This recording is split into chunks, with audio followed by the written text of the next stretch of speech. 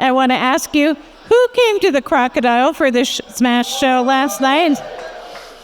And who had a good time at the Smash show last night? Well, Bob, would you come out here, please?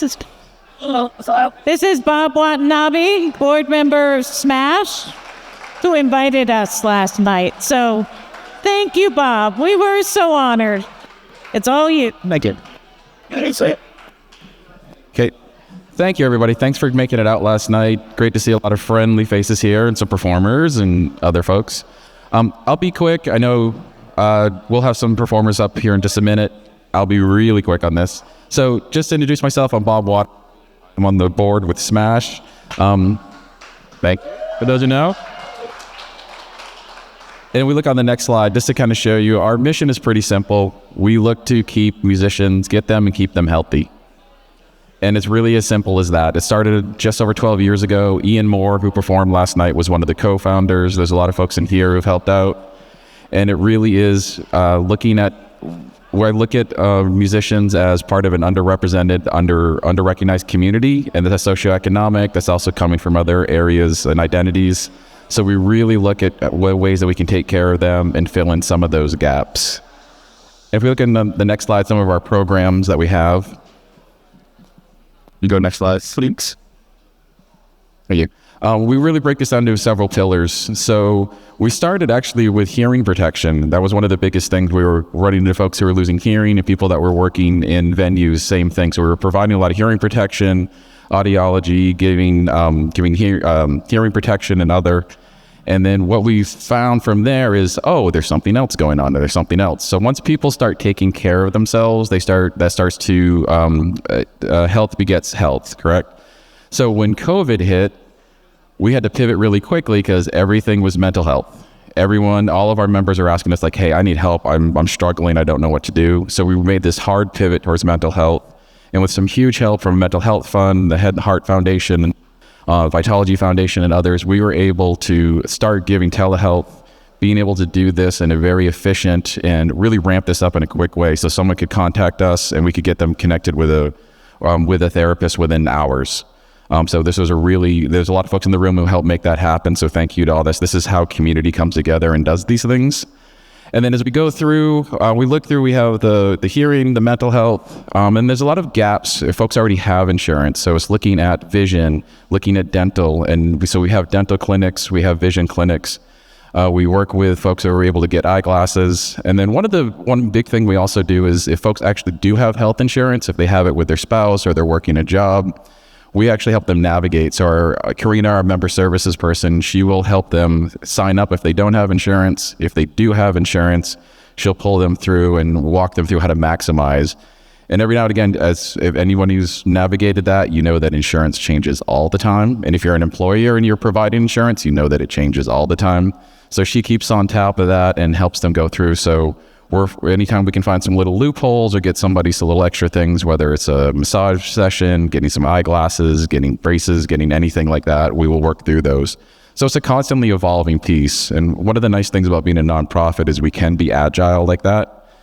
And I come from a bit of the software world, so I always say you want to be agile but not fickle. So we want to be able to move quickly and tackle these things and meet these needs and meet people where they are in this.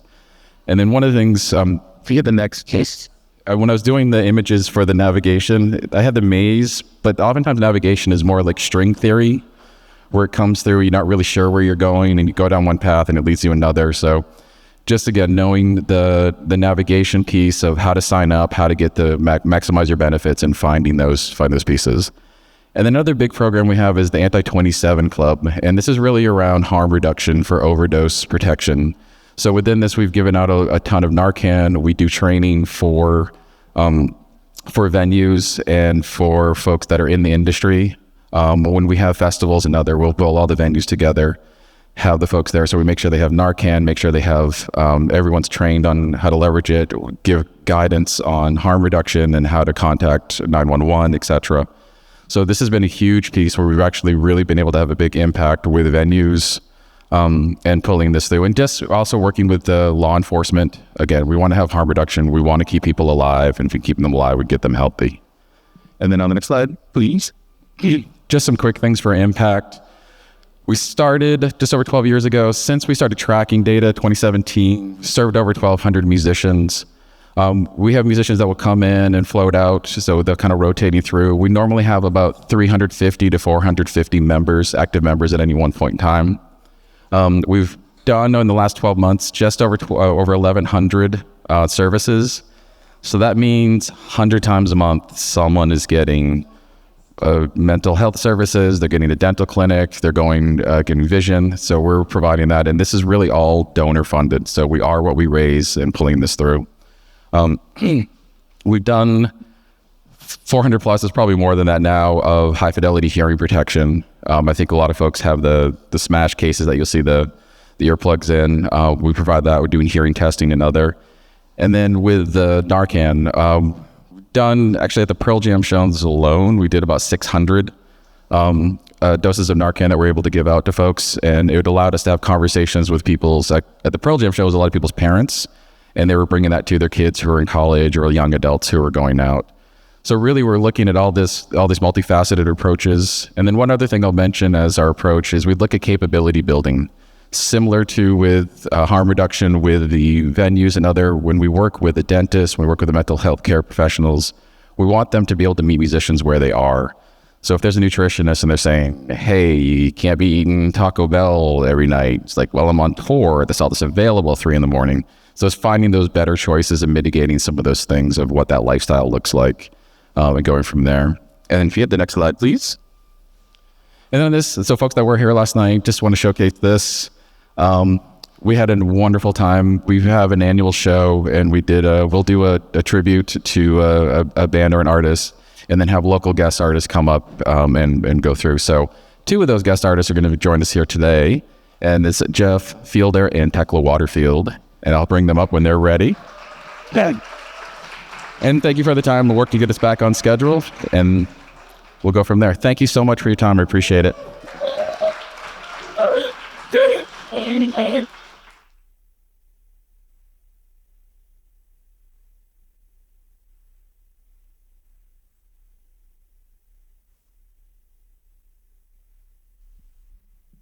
Great, thank you. Yeah.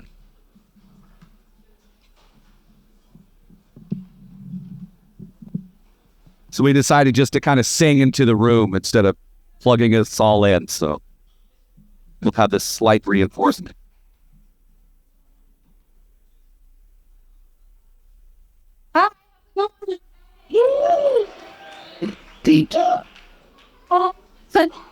Hello, somebody friends here.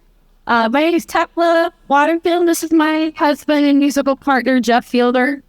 And we've been active in the Seattle music community for many years, and we love this community, and just really cool to be here today. So thanks to Bob Considering for asking us to come play 2 songs. I'm going to play 2 songs real quick for you guys. Yeah. So thank you. We're releasing a new album this year. So we're going to play 2 new songs. This one, first one is called I See You Mama. It's coming out on Mother's Day this year. A certain local radio station is premiering it. So that's Yeah.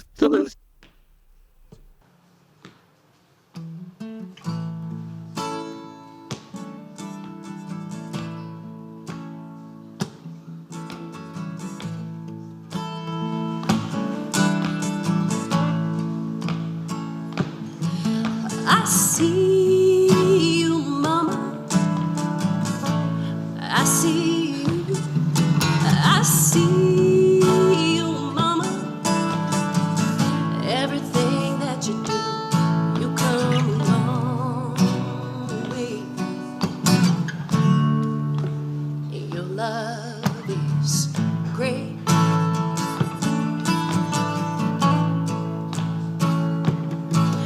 Those long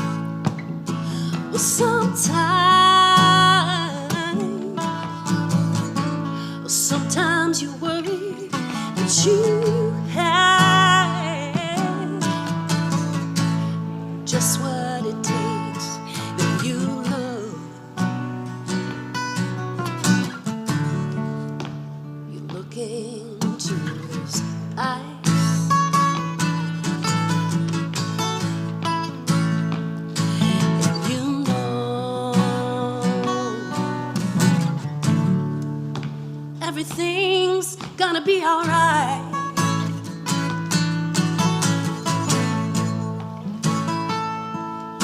You light up the world with your love, Mama.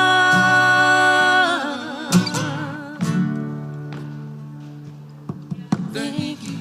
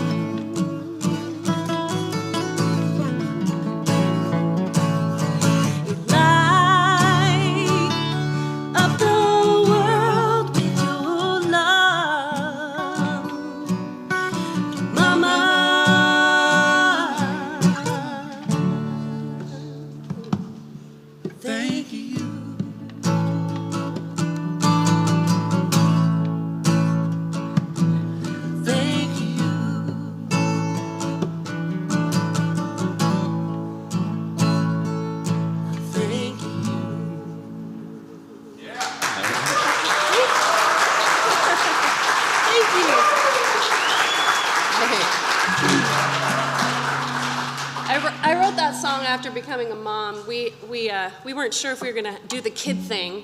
We've been the selfish artist thing most of our adult lives, and then we're like, well, now or never. And we're old parents, so.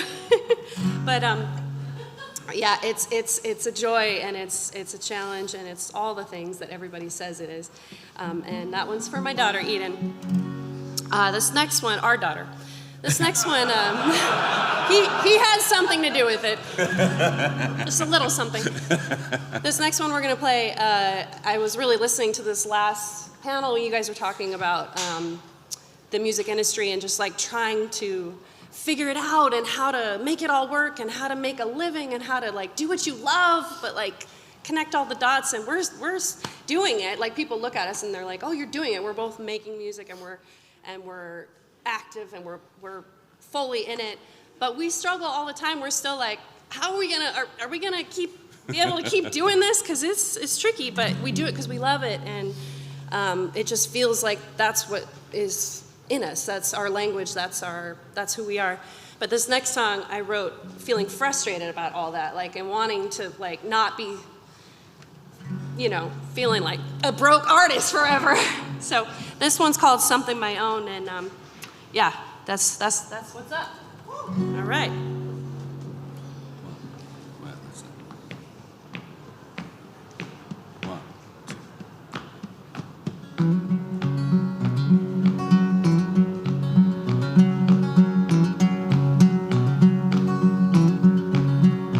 Is it crazy when I close my eyes?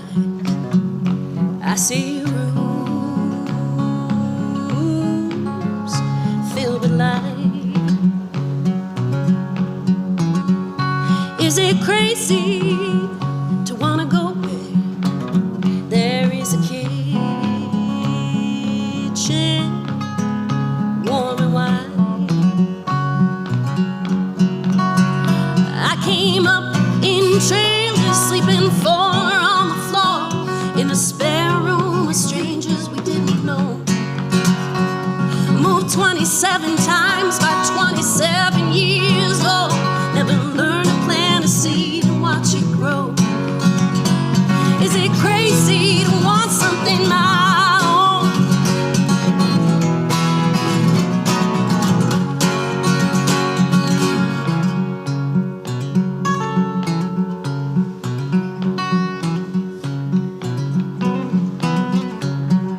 Never thought I'd ever settle down, but I've grown to love this town. All the people that we know shine a light on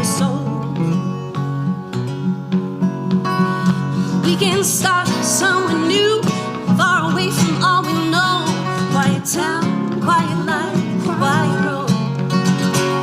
Those houses on the hill, they're for the rich, forget the poor. Just wanna make it out here on my own. Is it crazy to want something my own? Is it crazy to want something my own? Ooh,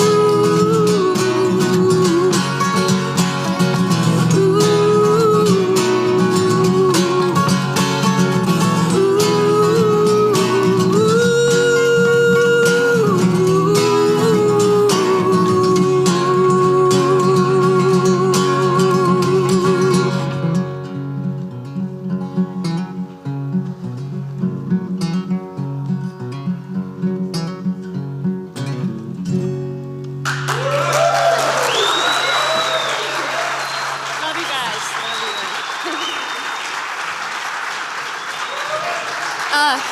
We got a release show in September at the Tractor, so come out September 6th. Love you.